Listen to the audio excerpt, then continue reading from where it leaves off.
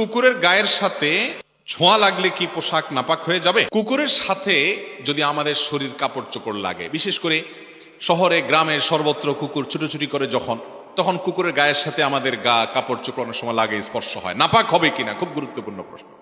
এটার উত্তর হলো যে কুকুরের যে লালা এটা নাপাক, কুকুরের মুখের যে লালা এটা নাপাক।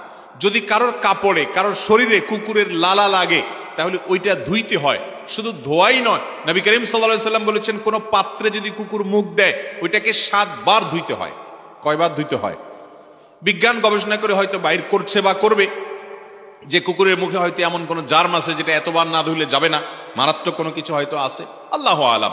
সেটা আজ হোক কয়দিন পরে হয়তো বের করছে বা করবে, অথবা করুক বা না করুক, নবী করিম সাল্লাল্লাহু আলাইহি সাল্লাম থেকে বিশুদ্ধভাবে বর্ণিত এর পেছনেই কল্যাণ আছে, এছাড়া কোনো কল্যাণ থাকতে পারে না। বিধায় কুকুর যদি কোথাও মুখ দেয়, আপনি কোথাও যাচ্ছেন, মুখ শুকতে গিয়ে জিহ্বা দিয়ে চাটলো আপনার জামাটা, তাহলে যেই জায়গায় চাটছে ওটা নাপাক হয়ে গেছে, ওই জায়গাটাকে ধরে আলতো করে আপনাকে ধুইতে হবে 7 বার, ভালো করে ধুইতে হবে।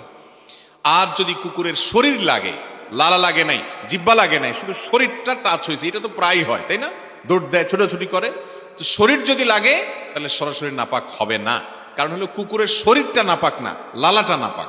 তবে কুকুরের শরীরে যদি তরল নাপাকি থাকে, কারণ যেখানে সেখানে সে যদি দেখেন নাপাক লেগে আছে, তাহলে সেটা আপনার গায়ে লাগলে নাপাক হবে। এছাড়া কুকুরের শরীর লাগলেই আমাদের শরীর বা কাপড় চোপড় নাপাক হবে না।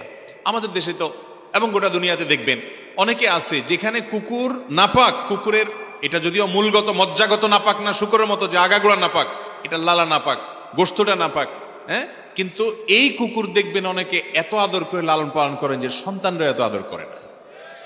আছে না নাই? দেশে আছে, বিদেশেও আছে। আমাদের দেশে আজকাল দেখবেন অনেক লোক, এই লোকগুলো অনেক নিজেদেরকে মহানুভব মনে করে।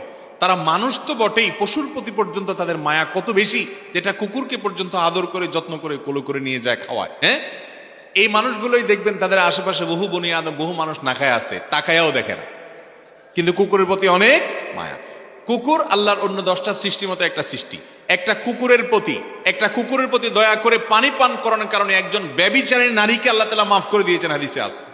এই জন্য কুকুরের প্রতি দয়া করা ভালো জিনিস, কিন্তু দয়া করতে গিয়ে তারে ঘরে ঢুকাইতে বলে নাই, কারণ শয়তান কুকুরের আকৃতি ধারণ করে। আর নানা কারণে যেই ঘরে কুকুর থাকে সেখানে রহমতের ফেরেশতা আসে না।